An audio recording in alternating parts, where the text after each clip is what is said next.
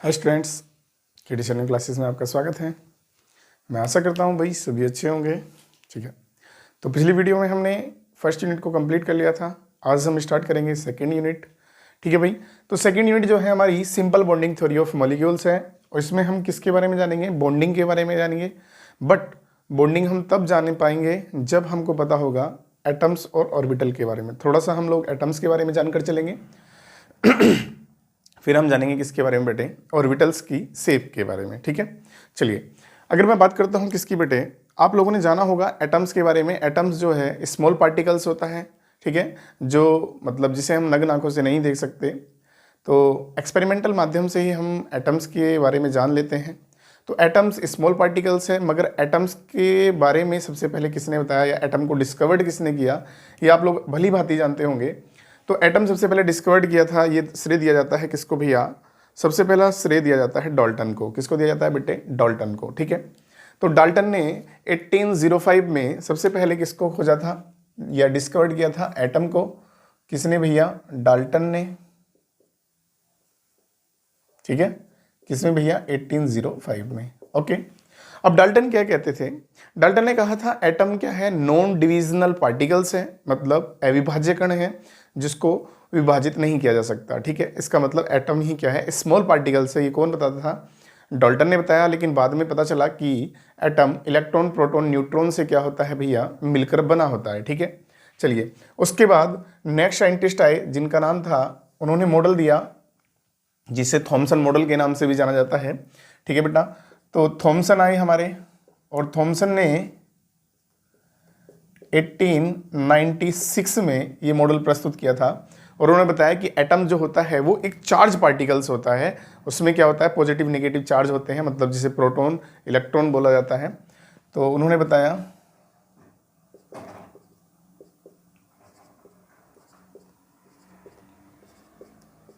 चलिए उसके बाद थॉमसन के बाद आते हैं रदरफोर्ड, और रदरफोर्ड ने दिया न्यूक्लियस मॉडल। कौन सा दिया भैया?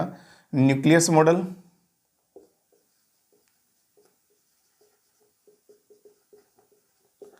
और इन्होंने दिया 1909 में। ठीक है भाई, किसने? रदरफोर्ड ने। तो न्यूक्लियस की यहाँ पर क्या हुआ? न्यूक्लियस को खोजा गया। ठीक है, उसके बाद हमारे आते हैं भैया कौन?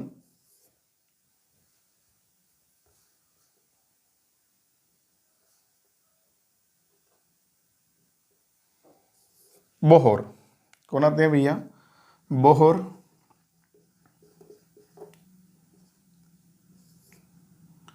और बोहर ने दिया हमारा एनर्जी लेवल मॉडल।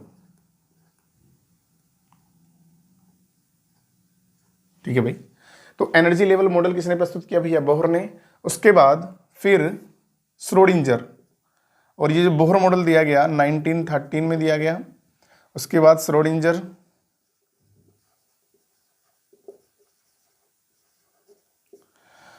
श्रोडिंजर ने जो मॉडल दिया था हमारा 1926 में दिया था, और ये जो मॉडल था बेटे, इस मॉडल को कहा जाता है इलेक्ट्रॉन क्लाउड मॉडल।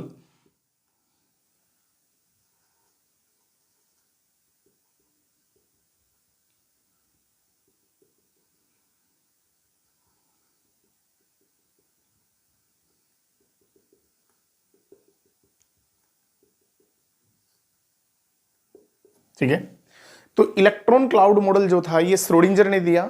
और श्रोडिंजर ने जब ये मॉडल दिया तो श्रोडिंजर ने माना जो हमारे इलेक्ट्रॉन्स होते हैं वो किसके अंदर प्रेजेंट होते हैं? ऑर्बिटल के अंदर प्रेजेंट होते हैं। और ऑर्बिटल को उन्होंने क्या माना? वेव फंक्शन माना।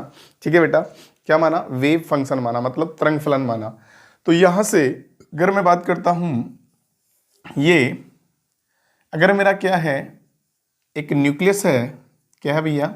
न्यूक्लियस है, और इसके चारों तरफ का क्या है? एक त्रिविम क्षेत्र है।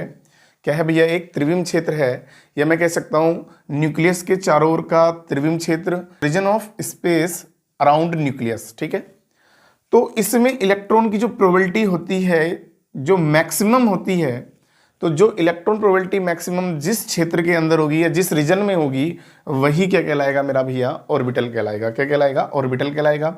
तो यहाँ से पता चला किसके बारे में? कक्षक के बारे में पता चला।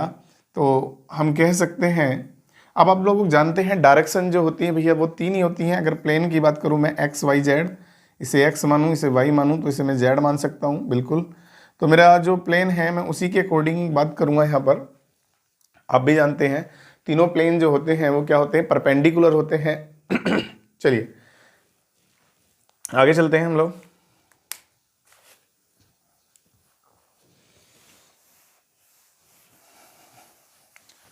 पहले हम डिफाइन कर लेते हैं किसको भैया, डेफिनेशन बता देते हैं पहले किसकी भैया, ऑर्बिटल की, ठीक है भाई। तो मैं कह सकता हूं यहां पर नाभिक के चारों ओर का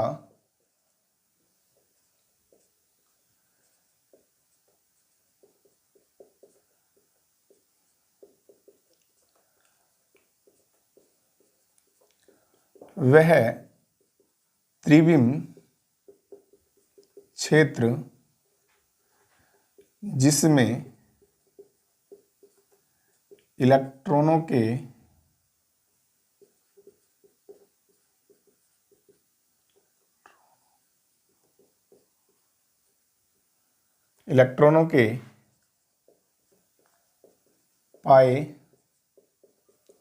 पाए जाने की संभावना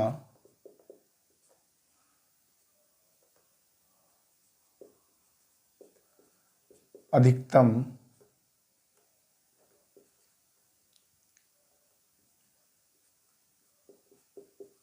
होती है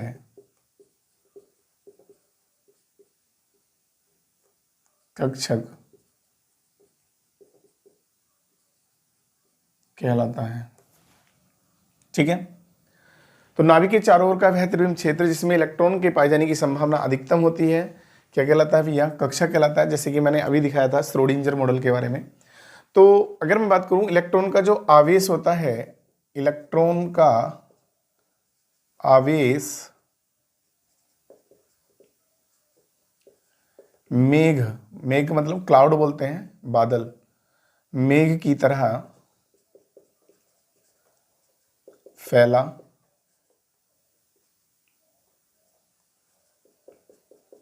होता है। यह मूल रूप से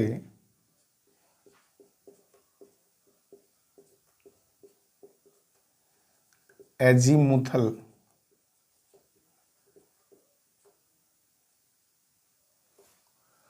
क्वांटम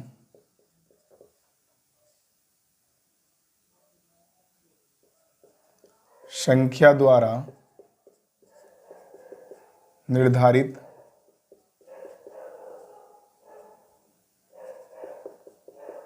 होता है। कक्षक का अभिविन्यास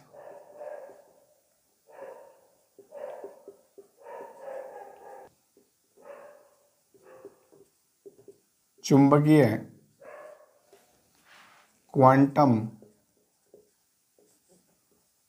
संख्या द्वारा पर निर्भर करता है,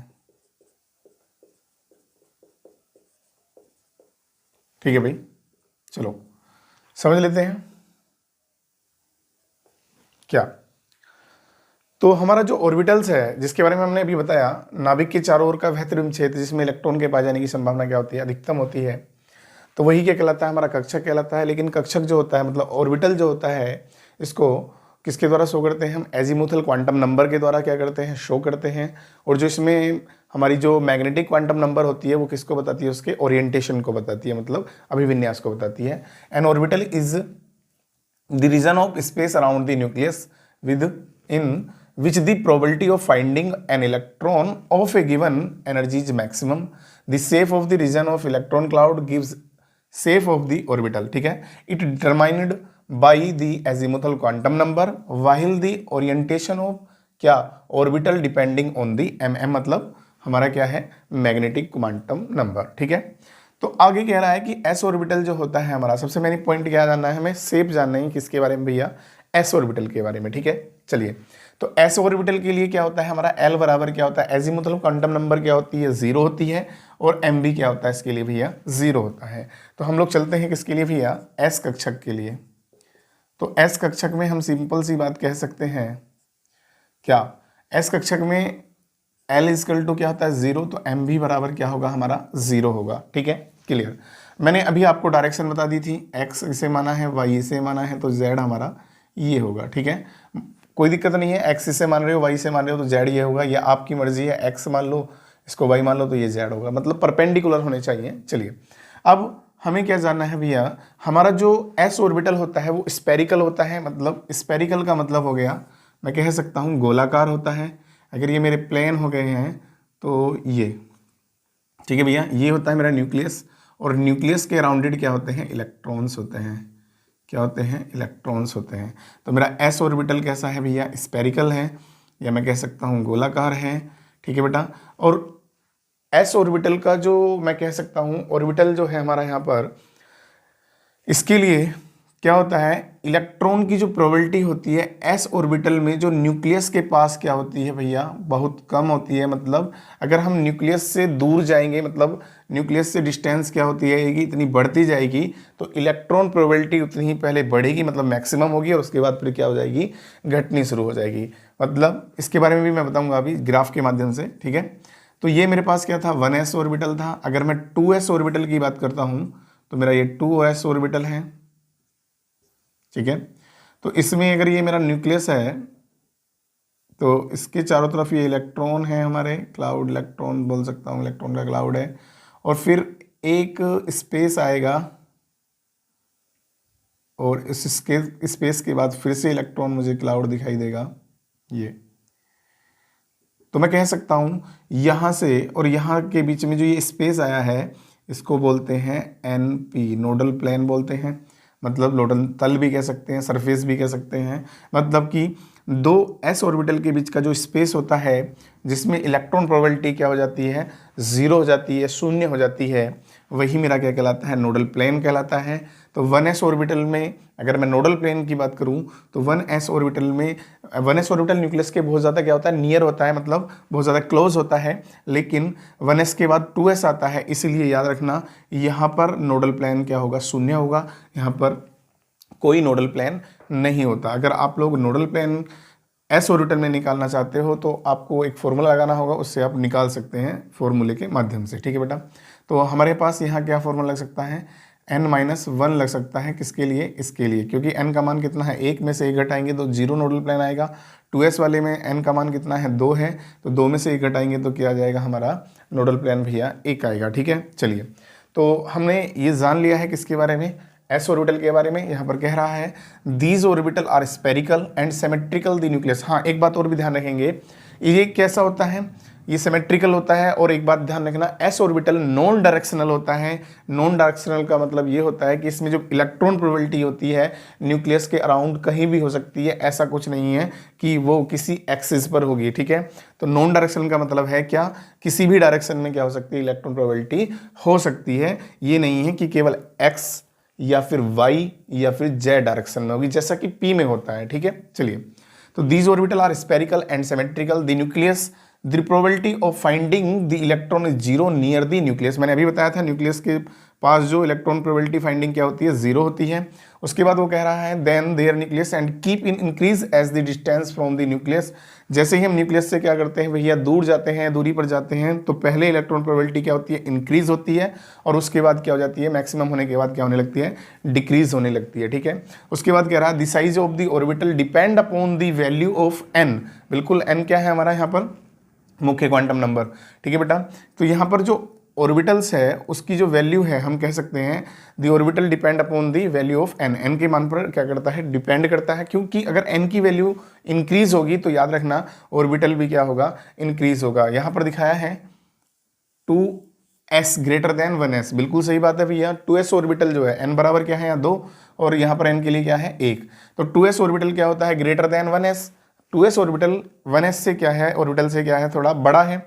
तो but both of them are non directional and spherical symmetrical in shape. ये बात मैंने तुम्हें अभी बता दी थी कि नॉन डायरेक्शनल होते हैं, इसमें इलेक्ट्रॉन की कोई डायरेक्शन नहीं होती। ऑल ऑर्बिटल के अंदर किसी भी डायरेक्शन में इलेक्ट्रॉन क्या हो सकते हैं, हमारे पाए जा सकते हैं। ठीक है, तो ये बात भी मैं बता चुका हूँ आपको। Closer inception of 2s orbital suggest that there the vacant space between two successive s orbital non nodal surface या नोडल प्लेन कह सकते हैं। इसके लिए मैंने बताया आपको 2s ऑर्बिटल में क्या होता है, हमारा नोडल प्लेन कितना होता है, 1 होता है नोडल सरफेस, और 1s में कितना होता है, 0 होता है। इसके बारे में अभी हम जानेंगे, किसके बारे में भैया, इसके बारे में रेडियल प्रोबेबिलिटी डिस्ट्रीब्यूशन कर्व से हम जान लेंगे इसके बारे में अच्छी तरह से। चलिए पहले मैं हिंदी में से डिफाइन कर दूं, ठीक है। चलिए कक्षक के बारे में हमने इतना कुछ जान लिया है, आगे चलते हैं हम एस कक्षक। तो पहला ही टर्म्स हमारा कहता है ये कक्षक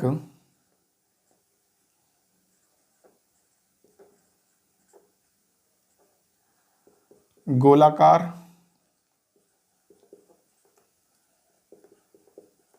होते हैं, नाभिक के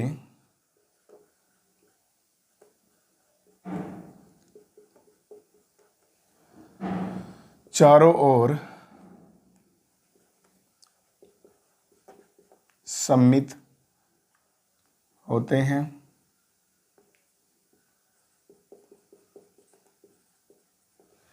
नेक्स्ट, नाभिक के पास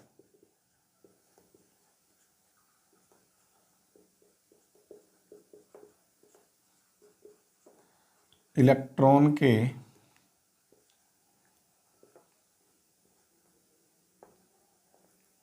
पाए जाने की संभावना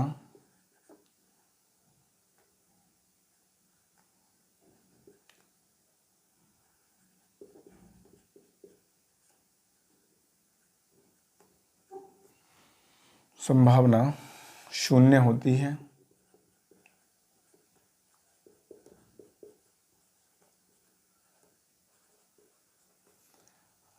नाभिक से दूरी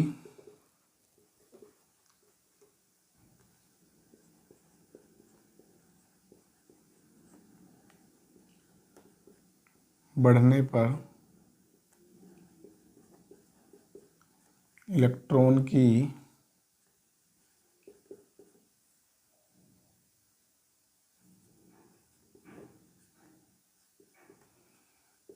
संख्या अधिकतम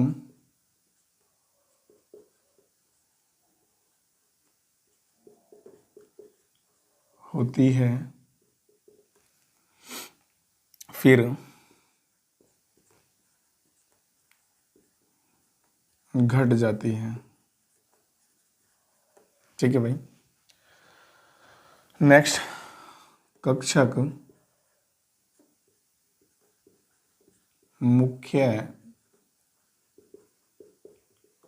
क्वांटम संख्या पर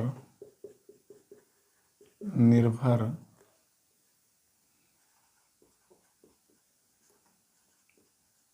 करता है। यह सम्मित और ये लिखेंगे, हाँ, ये सम्मित और नॉन डायरेक्शनल DIRACT डायरेक्शनल होते हैं। दो एस कक्षकों के बीच का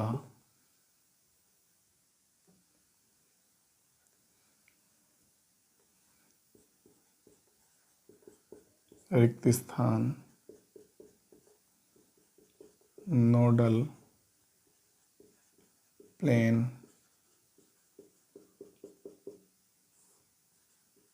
कहलाता है। ठीक है भाई। चलिए अब नोडल प्लेन के बारे में जानेंगे हम, किसके माध्यम से, रेडियल प्रोबेबिलिटी डिस्ट्रीब्यूशन कर्व के बारे में। ठीक है भाई। चलो अगर मैं बात कर लेता हूं किसकी भैया, पहले 1s ऑर्बिटल की। ठीक है बेटा। तो 1s ऑर्बिटल में मैं ग्राफ खींचूंगा किसके माध्यम से, R और D के मध्य। ठीक है। तो D क्या है मेरा यहां पर, इलेक्ट्रॉन प्रोबेबिलिटी फंक्शन है, तो मैं यहां पर लिख दूंगा बाद में डी इलेक्ट्रॉन प्रोबेबिलिटी फंक्शन। ठीक है, आर क्या है, रेडियस है।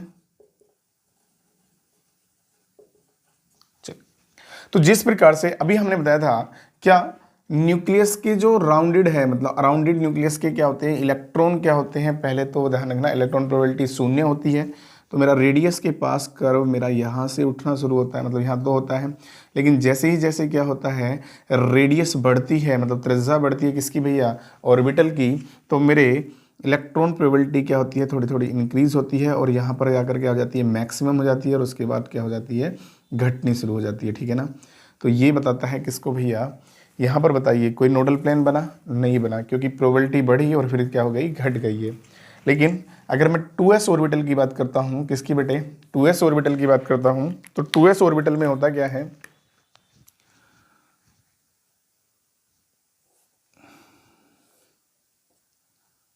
डी और आर के बीच। ठीक है, तो 2s ऑर्बिटल में क्या होता है, नॉर्मल सी बात है, पहले 2s के लिए प्रोबेबिलिटी बढ़ी, भाई शुरुआत तो 1s से होगी, जहाँ 2s होगा 1s तो जरूर होगा, इनर तो 1s ही होगा ना, तो 1s में क्या हुआ, पहले इंक्रीज हुई, फिर क्या डाउन मारी, फिर इंक्रीज हुई और फिर घट गई। तो इसका मतलब क्या हुआ, हमारा ये जो स्पेस आया है, ये जो स्पेस मुझे दिखाई दे रहा है यहाँ पर, यही मेरा क्या है, नोडल प्लेन है। क्या है भैया, मेरा नोडल प्लेन है। ठीक है, तो ये क्लियर हो जाता है यहाँ से। चलिए भाई, तो नेक्स्ट जान लेते हैं हम किसके बारे में बेटे, पी ऑर्बिटल के बारे में। तो पी ऑर्बिटल जो होता है ये एस ऑर्बिटल से थोड़ा डिफरेंट होता है। ठीक है, हमने जाना था कि एस ऑर्बिटल कैसा होता है, स्पेरिकल होता है, मतलब गोलाकार होता है, लेकिन बट पी ऑर्बिटल जो होता है वो किस तरह का होता है भैया, डंप वेल की तरह होता है, मतलब डंबल के आकार का होता है, कुछ इस तरह से। ठीक है, अगर मैं बात करता हूं किसकी, अगर ये डंप वेल की तरह होता है, तो इसमें जो इलेक्ट्रॉन्स होते हैं, न्यूक्लियस की दो जो अपोजिट लूप्स होते हैं, न्यूक्लियस के पास दो अपोजिट लूप्स पर क्या पाए जाते हैं, हमारे इलेक्ट्रॉन प्रोबेबिलिटी होती है। ठीक है बेटा, अगर हम बात करते हैं नेक्स्ट इसकी, क्या कि इसके अंदर एल का मान जो होता है कितना होता है, 1 होता है। अगर एल बराबर पी ऑर्बिटल के लिए 1 है, तो एस बराबर एम बराबर जो वैल्यू होंगी हमारी कितनी होंगी, -1 0 +1। इसका मतलब क्या हो गया कि यहाँ पर ये क्लियर कर देता है कि इसके यहाँ पर 3 ओरिएंटेशन होंगे, 3 अभिविन्यास होंगे, और वो 3 अभिविन्यास क्या क्या होंगे उनको ही हमें जानना है। ठीक है भैया, चलिए पहला अगर मैं बात करता हूँ, क्या वही एक्सिस आप लोग जानते हैं, अभी हमने पीछे जाना था किसके बारे में, एक्सिस के बारे में, ये एक्स, ये y और ये z। ठीक है, अगर हमने इनको एक्सिस माना है, तो पहली बात अगर मैं करता हूं, क्या वो p ऑर्बिटल के तीनों अभिविन्यास जो होंगे डिफरेंट कौन कौन से होंगे, जिनको हम किसके नाम से जानेंगे, px, py और pz के नाम से जानेंगे। चलो देख लेते हैं। यहाँ पर हमारा अगर ये x डायरेक्शन में है, ये y डायरेक्शन है और ये मेरी z डायरेक्शन है, तो मेरे लूप्स जो होंगे, ये न्यूक्लियस अगर मेरा होता है तो ये लूप्स मेरे अपोजिट क्या होंगे भैया, डायरेक्शन में होंगे यहाँ। तो इलेक्ट्रॉन प्रोबेबिलिटी क्या होगी, अपोजिट डायरेक्शन में होगी। चलिए नेक्स्ट जान लेते हैं किसका भैया, अगर ये मेरा y है और ये मेरा x है, तो z मेरा ये होगा, और अब मेरा लूप्स कहाँ पर होगा भैया, y एक्सिस पर होगा। और नेक्स्ट थर्ड हमारा, ये अगर हमारा x है और ये मेरा y है, तो ये मेरा क्या हो जाएगा भैया, जेड हो जाएगा, और मेरा लूप्स कहाँ होगा भैया, अब जेड डायरेक्शन में होगा। ठीक है भैया, चलिए ये हो गया हमारा जेड, तो ये मेरा पी एक्स हो गया, ये मेरा पी वाई हो गया, और ये मेरा जेड हो गया, पी जेड हो गया। ठीक है, चलो अब मैं बात करता हूँ, ये जो 2 लूप्स होते हैं बेटे, इन लूप्स को जो सेपरेट करता है, वो सेपरेट कौन करता है, नोडल प्लेन सेपरेट करता है। ठीक है, ध्यान रखना। ठीक है, तो अगर मैं बात करूं, ये क्या होते हैं, सिमेट्रिकल तो होते हैं, बिल्कुल क्लियर सी बात है, बट याद रखना ये डायरेक्शनल होते हैं।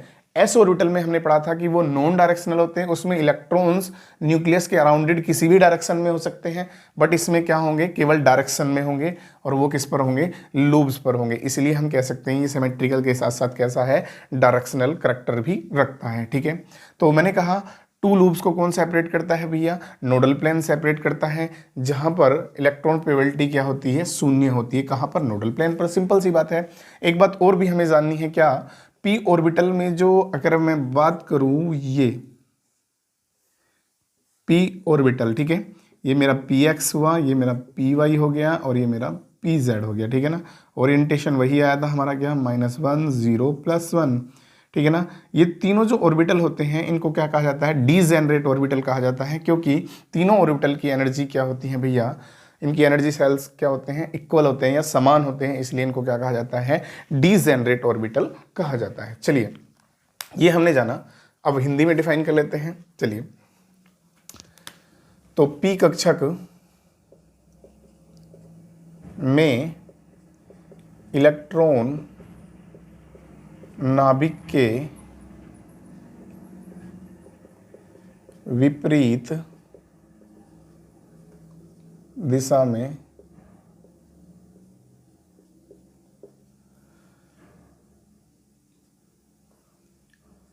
दो लूब्स कह सकते हैं, या पाली भी बोल सकते हैं हम लोग, में पाए जाने की संभावना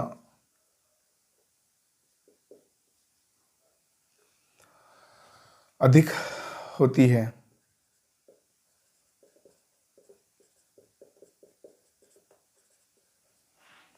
ठीक है भाई।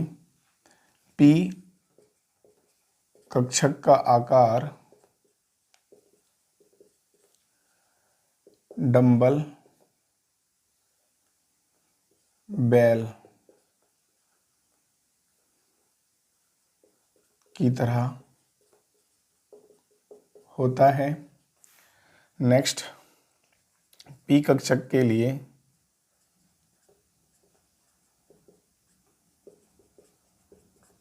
L बराबर 1, तो M बराबर -1 0 +1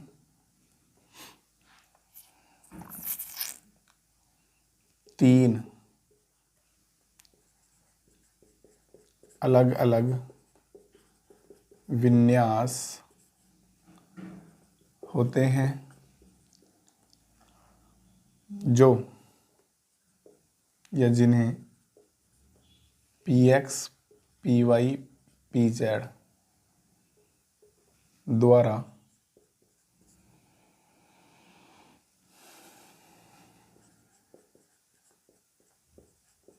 प्रदर्शित करते हैं। इलेक्ट्रॉन घनत्व क्रम से px, py, सॉरी चलो अच्छा छोड़ो, x, y, z अक्ष के साथ अधिकतम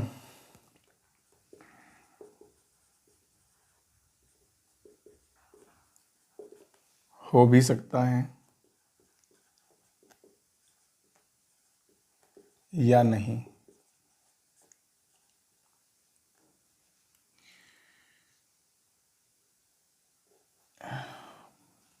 पी कक्षक डायरेक्शनल मतलब दिशात्मक होते हैं।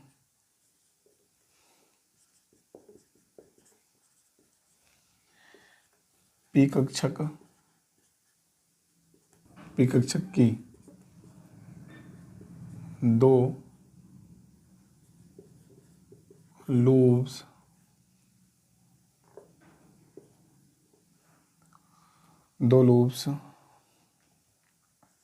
को नोडल प्लेन, एनपी का मतलब है नोडल प्लेन से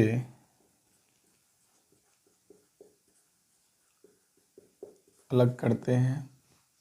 ठीक है बेटा। तो मैंने बताया था इसमें नोडल प्लेन की संख्या अगर आपको निकालनी है तो उसके लिए एनपी निकालने के लिए आप फॉर्मूला लगा सकते हैं n-l का। किसके लिए? पी ऑर्बिटल के लिए। ठीक है, चलिए करते हैं। जहां इलेक्ट्रॉन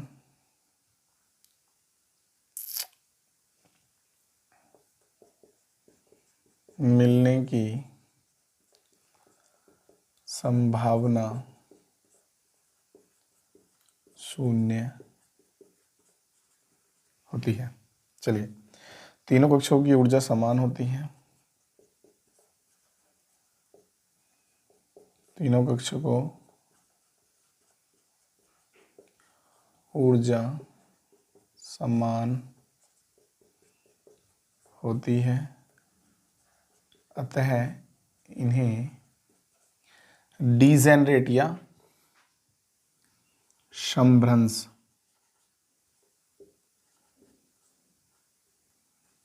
कक्षक, समभ्रंश मतलब डीजेनरेट,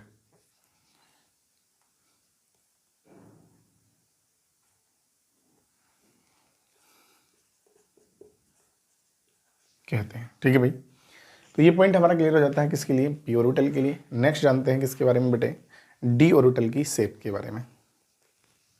चलो तो भाई नेक्स्ट जान लेते हैं किसके बारे में बेटे, डी ऑर्बिटल के बारे में। ठीक है, तो डी ऑर्बिटल में क्या है हमारा, एल इक्वल टू कितना होता है 2।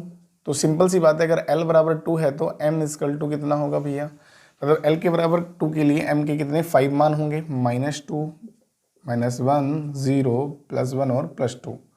तो मैं कह सकता हूँ कुल मिलाकर यहाँ से मेरे 5 ओरिएंटेशन होंगे, मतलब 5 अभिविन्यास होंगे। और वो जो 5 अभिविन्यास होंगे जिनको हम डिनोट करेंगे, ठीक है, या फिर डेजिग्नेटेड करेंगे किससे भैया, एक तो DXY, DYZ, DZX और DX² से Y² DZ²। ठीक है, तो सिंपल सी बात क्या है, ये पांचों ऑर्बिटल जो होते हैं मेरे डीजेनरेट ऑर्बिटल होते हैं, मतलब समभ्रंश कक्षक होते हैं।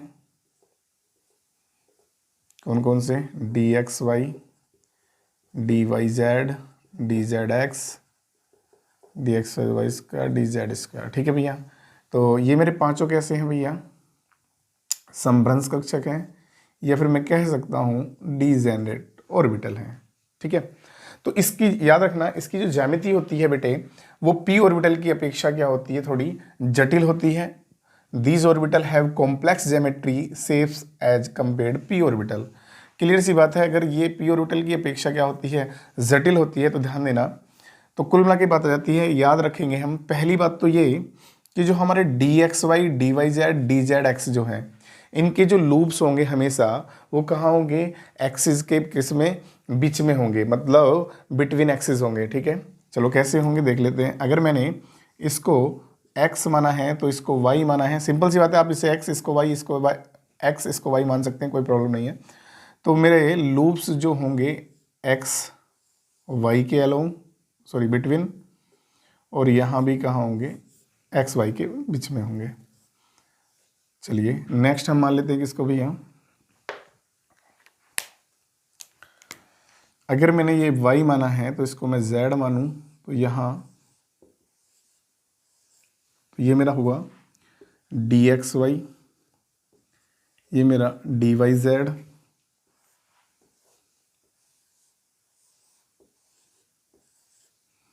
तो इसको मैंने माना है Z, तो इसको मैं मान लेता हूँ x, तो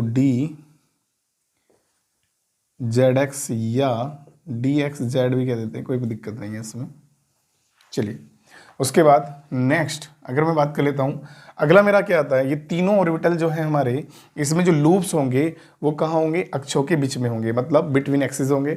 लेकिन अगले जो दो हैं उनमें बिटवीन एक्सिस नहीं होंगे, या तो सीधे क्या होंगे, अलोंग एक्सिस होंगे, मतलब एक्सिस पर क्या करेंगे, लाई करेंगे। कैसे, देखो जैसे कि हमने मान लिया ये z एक्सिस मान लिया है, और ये x और ये y, तो यहाँ सीधा इस तरह से, ठीक है ना, इसे मैंने x माना और इसको मैंने मान लिया y, ये मेरा हो गया z।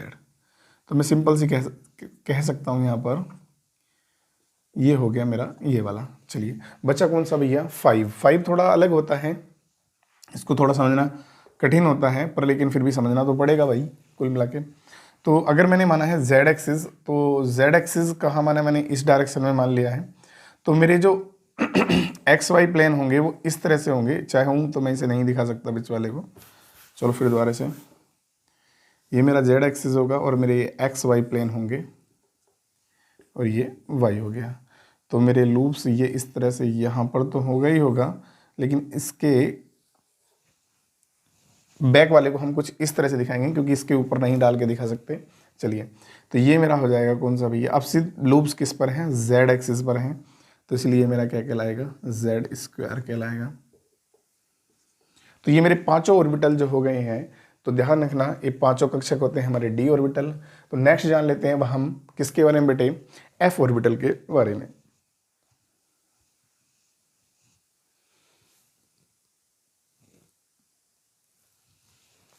चलो तो भाई, जो हमारा एफ ऑर्बिटल होता है बेटे,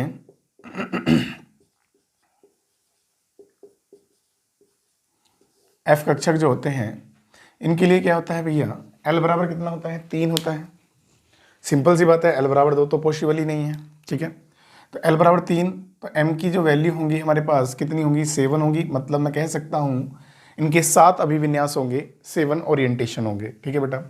तो वो सातों ओरिएंटेशन यहाँ पर हैं, -3, -2, -1, 0, +1, +2, +3, ठीक है। तो ये 7 ओरिएंटेशन जो है हमारे ये रहे। तो ये जो सातों ओरिएंटेशन होते हैं बेटे क्या होते हैं, डिजेन, मैं कह सकता हूँ ये सातों ऑर्बिटल हमारे क्या होंगे, डिजेनरेट ऑर्बिटल होंगे, मतलब समभ्रंश कक्षक होंगे। बट याद रखना इन सातों कक्षकों की जो हमारी ज्योमेट्री होती है या ज्यामिति होती है वो कैसी होती है भैया, कॉम्प्लेक्स, मतलब जटिल होती है, ठीक है। लेकिन फिर भी आप लोग इनकी ज्यामिति देख सकते हैं, ठीक है। चलिए ओके, तो हमने जान लिया है यहाँ पर किसके बारे में भैया, ऑर्बिटल्स के बारे में।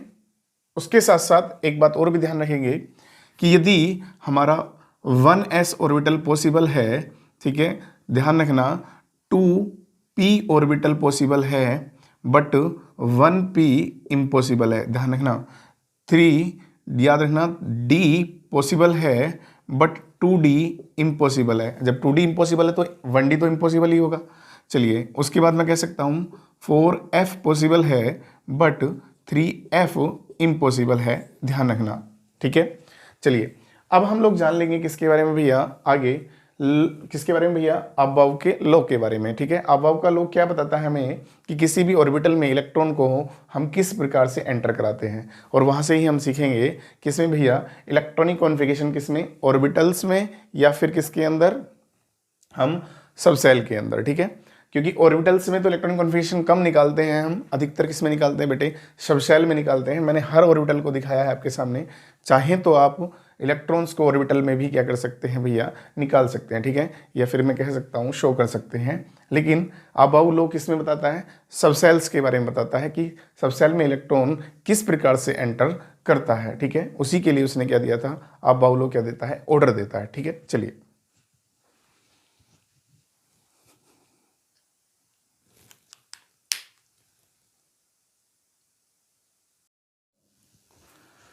तो चलो भाई जान लेते हैं अबाव प्रिंसिपल के बारे में। अबाव सिद्धांत क्या है, ठीक है, अबाव प्रिंसिपल, ठीक है।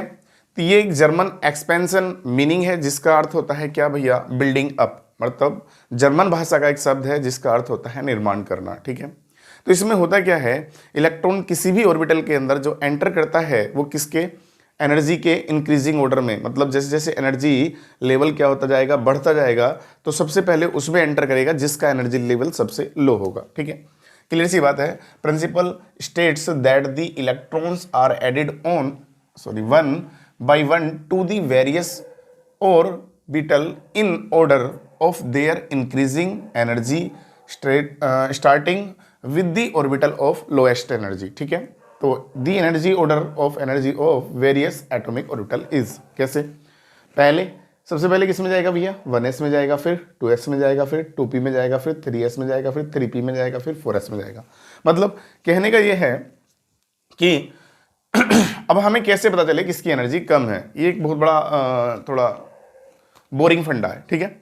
तो इसके लिए एक रूल दिया गया जिससे क्लैचकोवस्की ने दिया था, क्लैचकोवस्की भी बोल देते हैं हम लोग। तो क्लैचकोवस्की द्वारा दिया गया ये रूल्स था हमारा n+l रूल। कौन सा था बेटे, n+l रूल। तो n+l रूल क्या कहता है, ये डिपेंड करता है मुख्य क्वांटम नंबर और किस पर भैया, दिगंशी क्वांटम नंबर, मतलब प्रिंसिपल क्वांटम नंबर और एजीमुथल क्वांटम नंबर पर, ठीक है।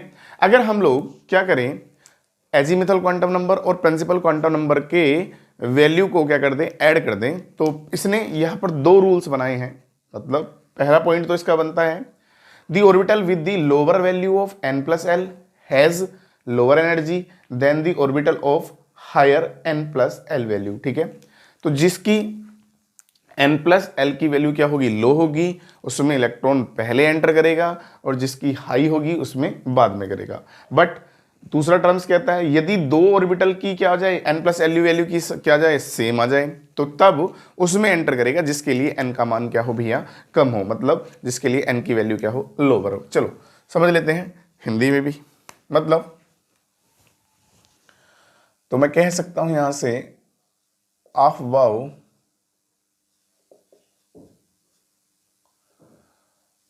जर्मन भाषा का शब्द है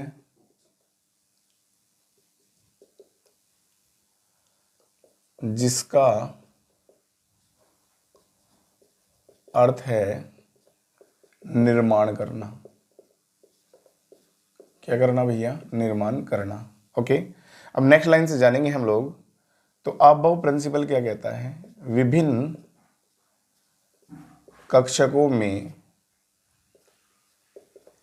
इलेक्ट्रॉन का प्रवेश ऊर्जा के बढ़ते क्रम में ऊर्जा के बढ़ते क्रम में होता है। ठीक है बेटा, चलिए नेक्स्ट। मगर कैसे होता है, सबसे पहले किस में जाएगा भैया, 1s में जाएगा, फिर 2s में जाएगा, फिर 2p में जाएगा, फिर 3s में जाएगा, फिर 3p में जाएगा, फिर 4s में जाएगा, फिर 3d में जाएगा, फिर 3d के बाद 4p में जाएगा, फिर 5s में जाएगा, फिर 4d में जाएगा, फिर 5p में जाएगा। ठीक है, उसके बाद 6s में जाएगा, 4f में जाएगा, 5d में जाएगा, फिर उसके बाद 6p में जाएगा, 5f में जाएगा, उसके बाद 6d में जाएगा, और लास्ट में 7p में जाएगा। ठीक है भाई, 1 2 3 4 5 6 7 8 9 10 11 12 13 14 15 16 17 18।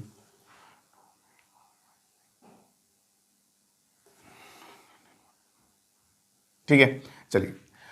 मगर आप लोगों को ये बात जाननी है बेटे कि हमने ये तो दिखा दिया है, लेकिन होता क्या है, क्या इसमें हमें कैसे पता चले कि इलेक्ट्रॉन, अगर मैं कंपेयर करूं किसकी, कि 3d और 4s की, किसकी करूं बेटे, 3d और 4s, यही थोड़ा अजीब सा दिख रहा है भाई, 4 का मतलब 4 हो गया, तो इन दोनों की अगर मैं कंपेयर करूं तो 4s में क्यों जा रहा है, यही तो बात कौन बताता है हमें, n प्लस एल रूल बताता है। तो हम लोग यहां से समझेंगे n प्लस एल नियम, समझ के चलते हैं। तो n प्लस एल नियम जो है हमारा क्या बताता है, तो n प्लस एल रूल बताता है कक्षकों में इलेक्ट्रॉन का भरने का क्रम मुख्य क्वांटम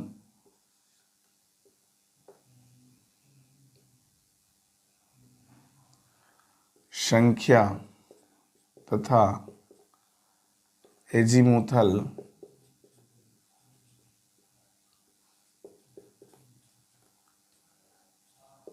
क्वांटम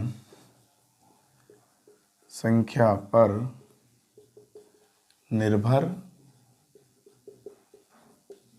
करता है।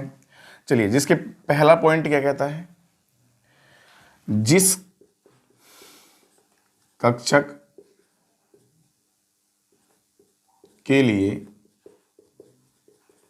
n प्लस एल का मान न्यूनतम होगा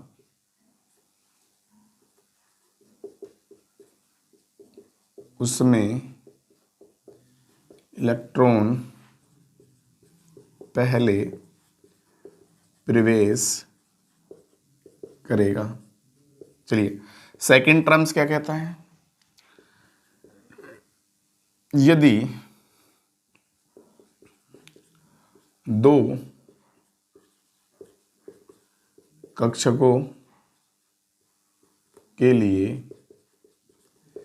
n+l का मान समान है तो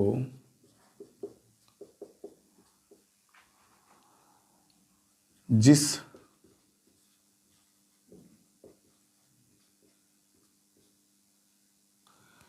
कक्षक में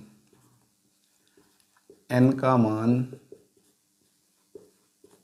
कम होगा इलेक्ट्रॉन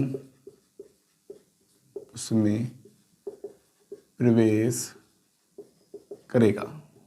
ठीक है बेटा, चलिए कंपेयर करते हैं हम किसकी, हम करते हैं 3D और 4s की, 3D और 4s की कंपेयर करते हैं। तो बेटे इसके लिए प्रिंसिपल क्वांटम नंबर यही होती है किसी भी ऑर्बिटल के लिए। तो n की वैल्यू इसके लिए 3 आ गई है और इसके लिए n बराबर कितना आ गया 4। और हम जानते हैं l जो होता है हमारा एजीमुथल क्वांटम नंबर जो होता है 0, 1, 2, 3 होता है। और अगर मैं बात करूं s, p, d, f, ठीक है, इनके लिए चलिए तो सबसे पहले देखो यहाँ पर कौन सा है, d है। तो d के लिए वैल्यू आ गई 2, l इक्वल टू 2। और यहाँ पर s है, s के लिए कितनी आ गई भाई, l बराबर कितनी आ गई 0।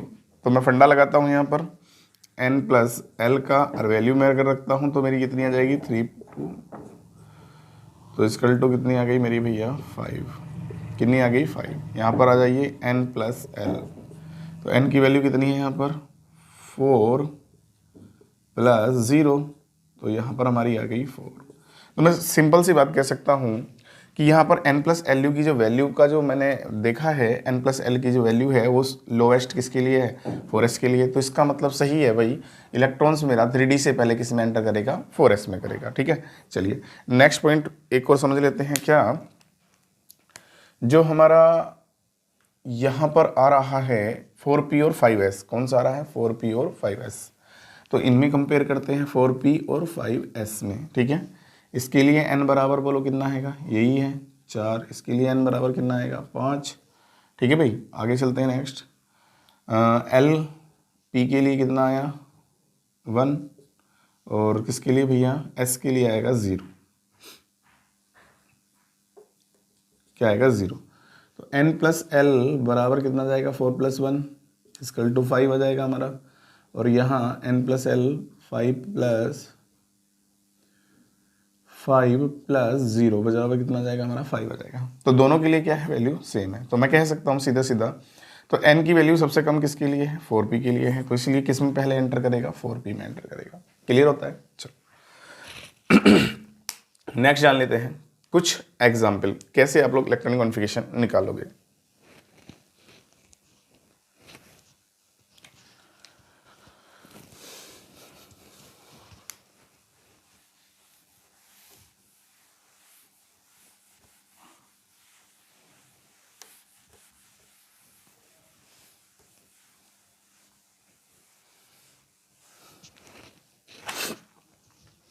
चलिए लाइक दिस आपको दे दिया Na सोडियम, 11 इलेक्ट्रॉन कॉन्फ़िगरेशन होता है इसका, सॉरी 11 एटॉमिक नंबर होता है।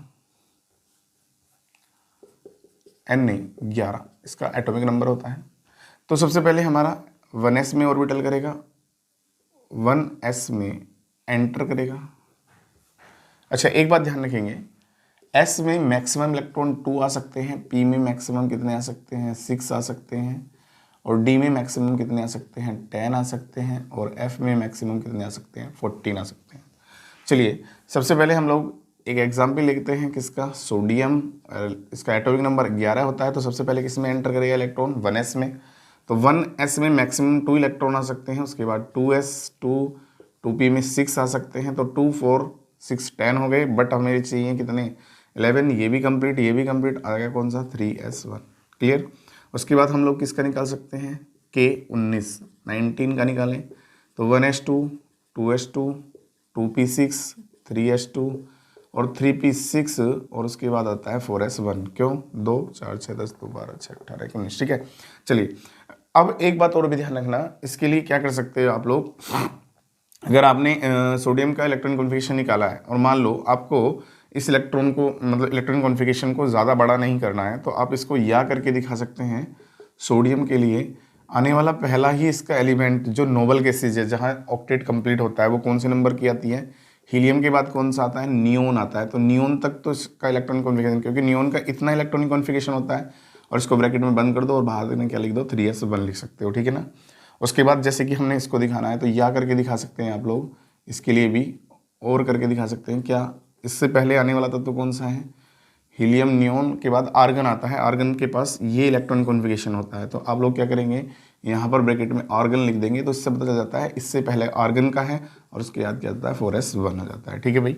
तो इस प्रकार से आप इलेक्ट्रॉन कॉन्फ़िगरेशन निकाल सकते हैं। चलिए एक समस्या का समाधान और मैं कर देता हूँ। कुछ बच्चों को बहुत ज़्यादा ये प्रॉब्लम्स होती है कि वो इलेक्ट्रॉनिक कॉन्फ़िगरेशन निकालते समय जैसे Cl नेगेटिव आ गया या K पॉजिटिव आ गया, तो वो क्या करते हैं? Cl नेगेटिव का मतलब क्या होता है?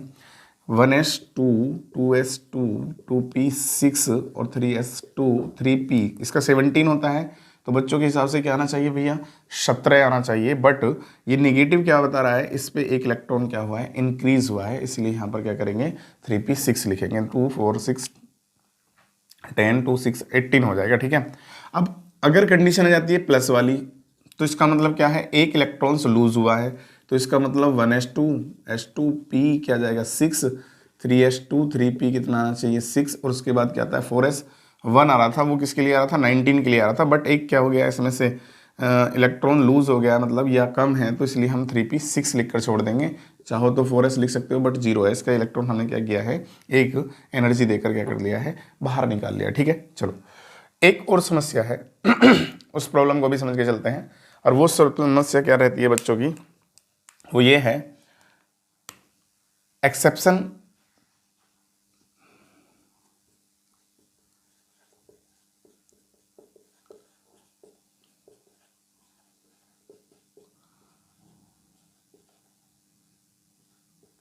रूल, ठीक है बेटा। एक्सेप्शन टू अबव रूल, मतलब मैं कह सकता हूँ अबव के नियम के क्या होते हैं? ये कुछ अपवाद होते हैं, इनको समझ के चलेंगे। अपवाद होने का मतलब क्या है? नॉर्मल सी बात है, लाइक दिस। इसमें एक तो 24 आता है, एक 29 आता है, और भी आ जाते हैं, ठीक है। 47 आता है, ठीक है। चलिए 24 29 47 के जो तत्व होते हैं, इनमें क्या है? एक अपवाद है। इनका इलेक्ट्रॉन कॉन्फ़िगरेशन कैसे निकालते हैं वही मैं बता के चलूँगा। इसका रीज़न क्या होता है? ज़्यादातर अगर एग्जाम में पूछा जाता है तो इसी तरह का क्वेश्चन पूछा जाता है। 24 24, अब 24 में मतलब किसके लिए होता है? क्रोमियम के लिए होता है। किसके लिए होता है बेटे? क्रोमियम के लिए होता है। तो 1s2 2s2 2p6 3s2 3p6, उसके बाद बच्चे क्या करते हैं? 3p6 के बाद 4s2 लिखते हैं, 3d क्या लिख देते हैं? 4 लिख देते हैं। ये वाला इलेक्ट्रॉन कॉन्फ़िगरेशन निकालते हैं ज़्यादातर बच्चे, क्योंकि 4s के बाद 3d आता है ना। लेकिन भाई ये क्या है? गलत है, ये एक अपवाद है। मतलब किसका? अबव लो का या प्रिंसिपल का। कैसे है वही मैं बताता हूँ अभी। Cr24 का सही electron configuration 1s2 2s2 2p6 3s2 3p6 और 4s1 और 3d कितना आता है? 5 आता है। अच्छा एक बात और भी, मैं क्या कर सकता हूँ? 3 सेल को क्या कर सकता हूँ? एक साथ ले सकता हूँ। तो इसीलिए मैं इधर लिख लूँ, ये कोई दिक्कत नहीं है। ये आप अलग भी लिख सकते हैं और ऐसे भी लिख सकते हैं, 4s1, ठीक है। तो मैंने क्या किया है? 3 सेल को एक साथ कर दिया है, इससे कोई दिक्कत नहीं है। बट यहाँ से ये बात समझना है, इन दोनों का जो एनर्जी लेवल होता है या एनर्जी गैप होता है बहुत कम होता है। क्या होता है भैया? बहुत कम होता है। दोनों कक्षक जो होते हैं, दोनों ऑर्बिटल का जो एनर्जी गैप होता है बहुत क्या होता है? कम होता है। और याद रखना, कोई भी ऑर्बिटल या तो क्या हो? हाफ फिल्ड हो या फिर फुल फिल्ड हो। मतलब मान लो सपोज करो ये मेरा डी है, D5 का मतलब हो गया ये हाफ फील्ड हो गया। क्या हो गया भैया मेरा? ये हाफ फील्ड हो गया।